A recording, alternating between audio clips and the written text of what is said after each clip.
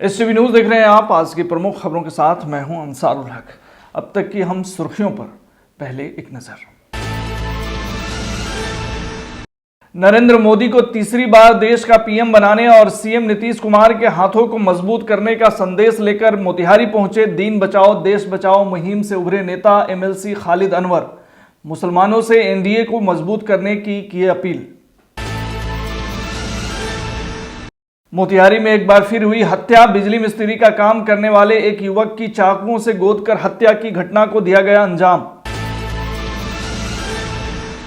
Motihari police ने गुप्त सूचना के आधार पर 9 अपराधियों को किया गिरफ्तार। गिरफ्तार अपराधियों के पास से 3 देसी पिस्टल, 3 देसी कट्टा और 14 कारतूस सहित नकदी व मोटरसाइकिल हुआ बरामद। मोतिहारी SP ने दी जानकारी। लोकसभा चुनाव को लेकर एनडीए के मीडिया सेंटर का मोतिहारी के गांधी कॉम्प्लेक्स में हुआ उद्घाटन। स्थानीय विधायक प्रमोद कुमार, भाजपा जिला अध्यक्ष प्रकाश अस्थाना आदि नेताओं ने फीता काटकर किया उद्घाटन। सरपंच के सामने ही पंचायती के दौरान हुई मारपीट।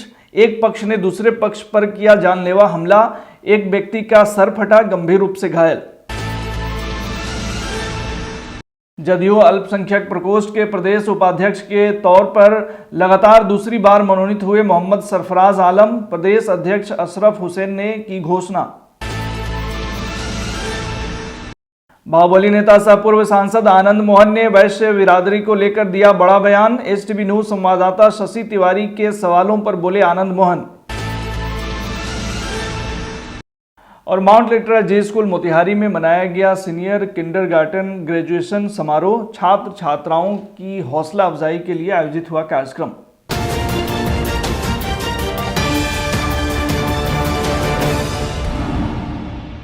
नरेंद्र मोदी को तीसरी बार देश का पीएम बनाने और सीएम नीतीश कुमार के हाथों को मजबूत करने का संदेश लेकर दीन बचाओ देश बचाओ मुहिम से उभरे नेता MLC खालिद अनवर मोतिहारी पहुंचे।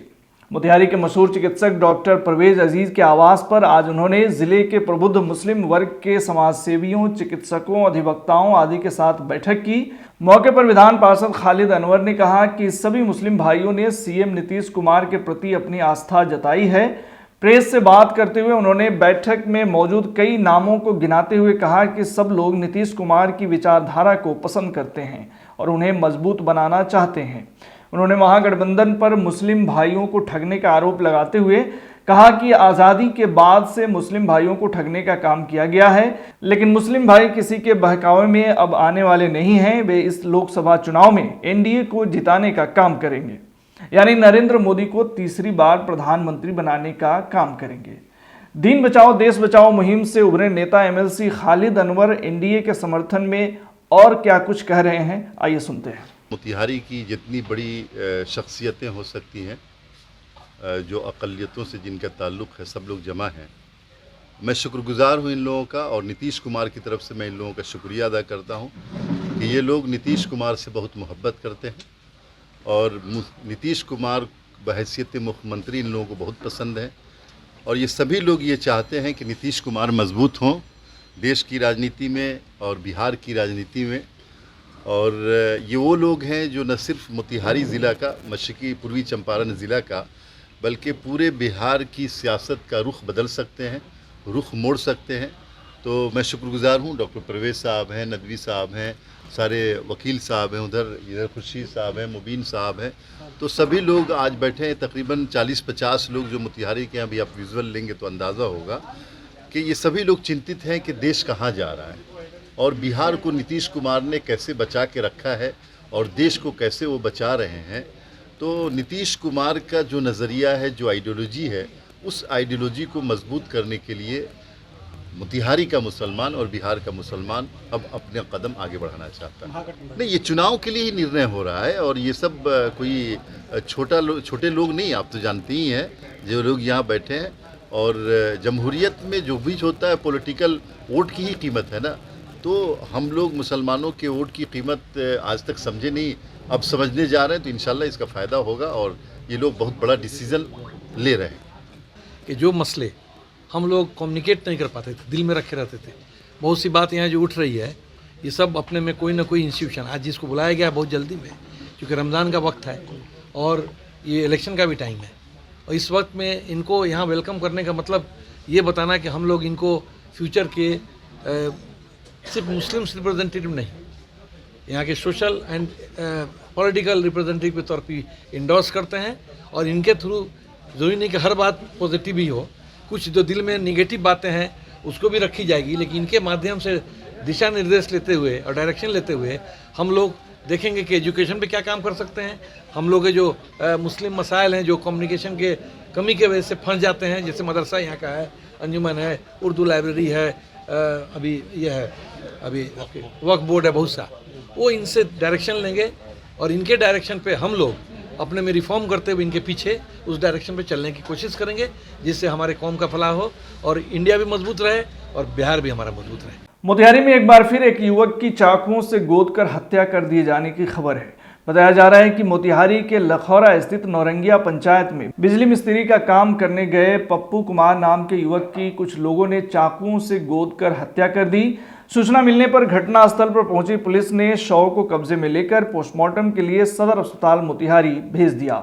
मृतक के भाई ने गांव में ही आपसी पुरानी विवाद में हत्या की आशंका जताई है और पुलिस से जांच कर न्याय की मांग की है। वहीं स्थानीय मुखिया रमेश कुमार यादव ने कहा है कि युवक पप्पू कुमार बिजली मिस्त्री था और इसी काम को लेकर वह बगल के टोला में गया था जहां उसकी हत्या कर दी गई। वर्तमान मुखिया हुए अभी रमेश कुमार यादव नाम हुआ। अभी हमको सूचना मिला 8 बजे 8:30 में लगभग से गांव में एक ऐसी घटना घट गई है। फिर हम उसके बारे में पता लगाए तो पता चला से पप्पू कुमार एक बिजली मिस्त्री है, गया था मेरे गांव में बिजली बनाने। उसको घेर कर कुछ गांव के ही लोग उसका अब छुड़ा की गोली मारा है। तत्काल वहीं से लेकर लोग भागा है और उसके बाद यहाँ आए तो पता चला से उसकी मृत्यु हो गई। ये आपसी दुश्मनी है, वो सब अपना कारोबार करता है, उसी में मान लीजिए हर जगह लड़का सा का वो गैंग चल रहा है चारों तरफ, उसी में एक दूसरे से झगड़ा मारपीट होते रहता है आए दिन पंचायत में। सब लोगों को सूचना है ही, लेकिन फिर भी कोई कार्रवाई होता नहीं है। बार बार इसी के चलते ये सब हत्या का कारण बन रहा है। भाई के कल 6 बजे आएलक साँझ के सल, 6 बजे साँझ के अइलक तो कहीं बगोले केने जाता तो ले 2-4 गो हित ललक नौनिया से लेके लखावला ले हमर दुश्मन बा, समझनी।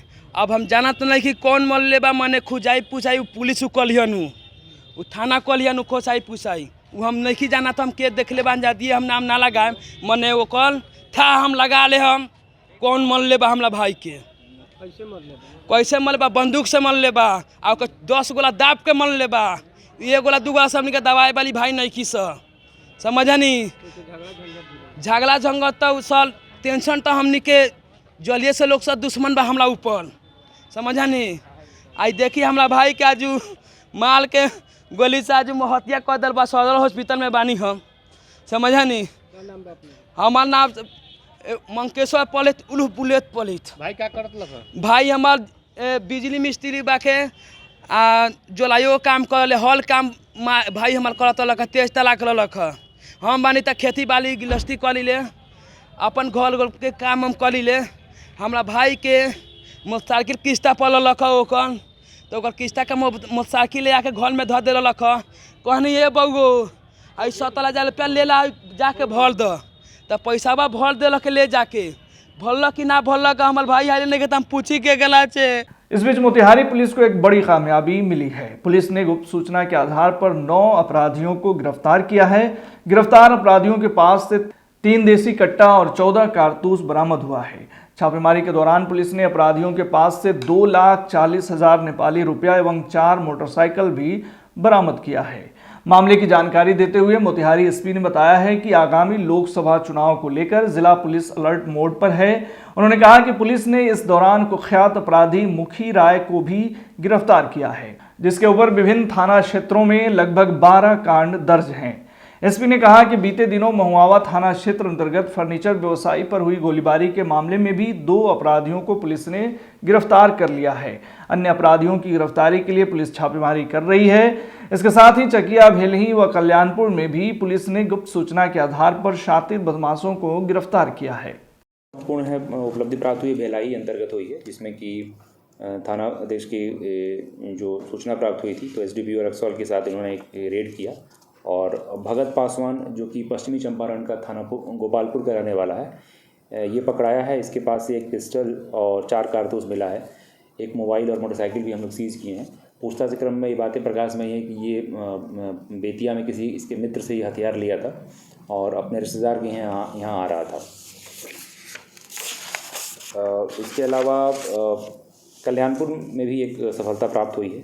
इसमें SDPO चकिया के नेतृत्व में रेड हुआ और विवेक कुमार ये व्यक्ति है, ये वांछित था। कल्याणपुर में आमसेट का एक केस था, उसमें वांछित था।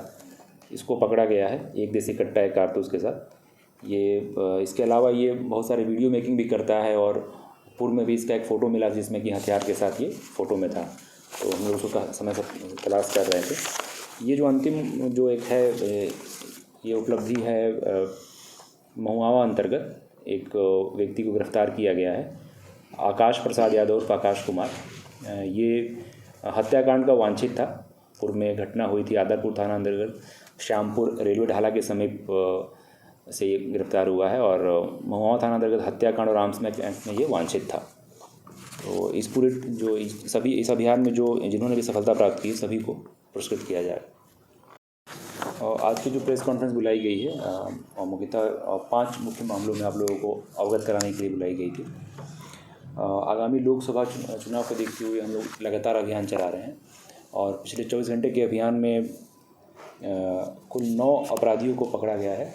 7 अवैध हथियार उनके पास से मिले हैं, 14 कारतूस, 500 ग्राम चरस, 2,40,000 नेपाली रुपया, 4 मोटरसाइकिल और 3 मोबाइल के साथ इन्हें गिरफ्तार किया गया है।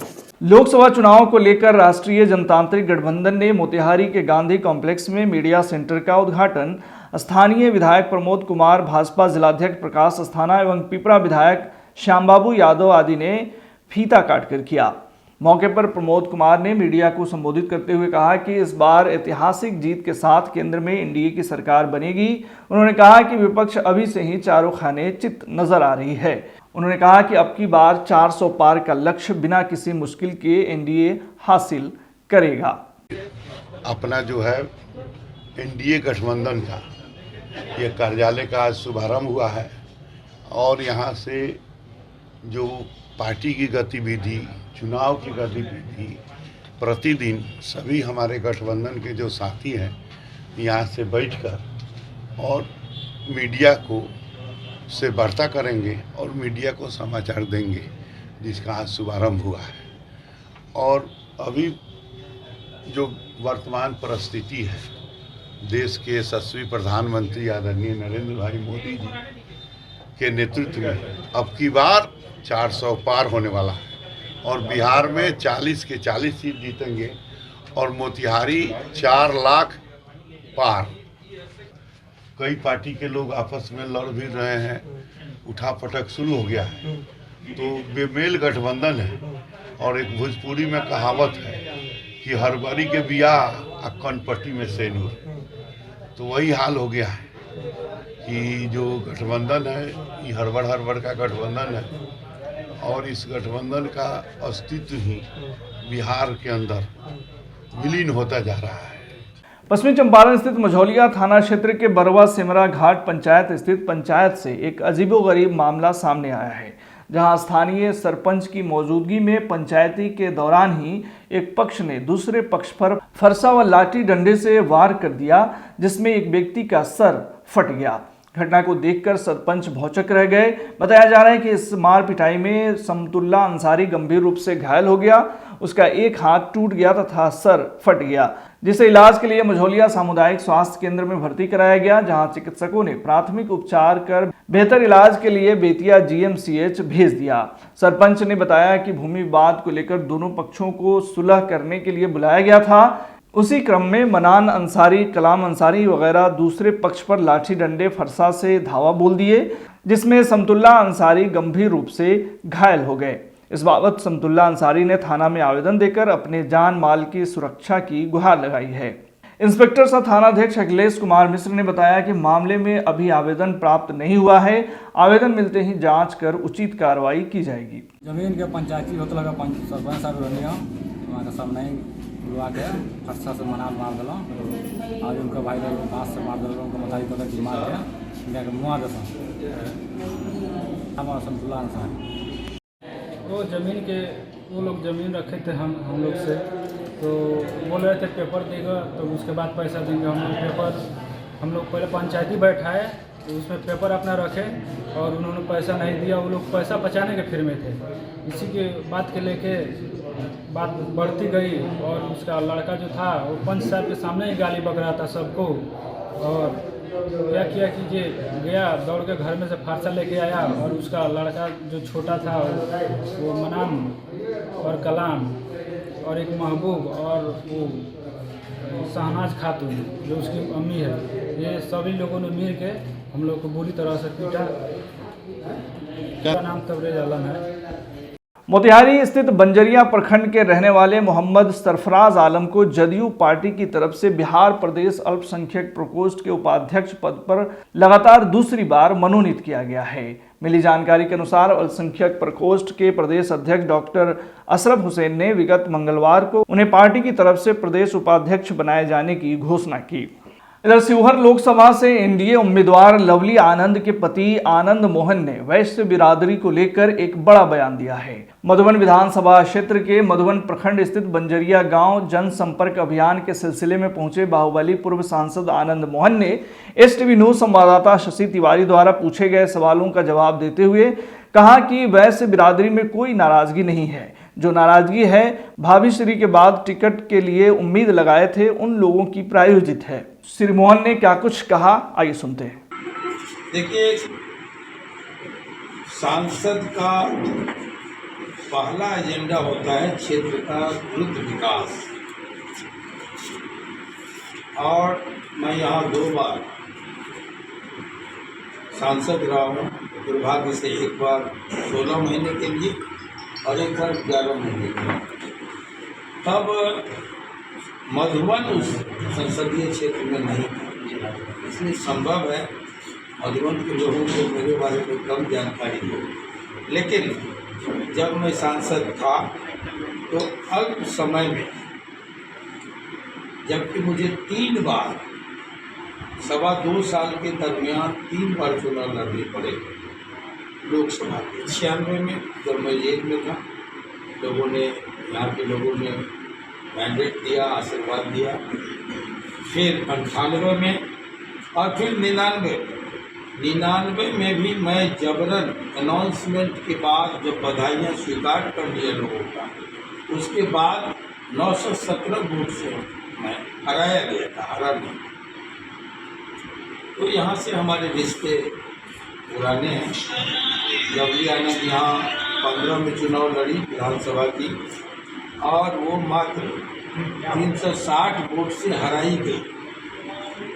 अभी चेतन आनंद शिवहर से विधायक बना, तो शिवहर से हमारा रिश्ता दशकों पुराना है। हर सुख में, दुख में, अच्छे में, बुरे में शिवहर के साथ हम खड़े रहे हैं और शिवहर हमारे साथ खड़ा है। ऐसे में जो लवली आनंद को एनडीए ने टिकट से नवाजा है, तो मैं समझता हूँ कि एनडीए निराश नहीं होगी और क्षेत्र की जनता ने मन बना लिया है। लोगों के मिजाज देश के मिजाज के साथ है और निश्चित तौर पर सफलता के दरवाजे पर खड़े हैं।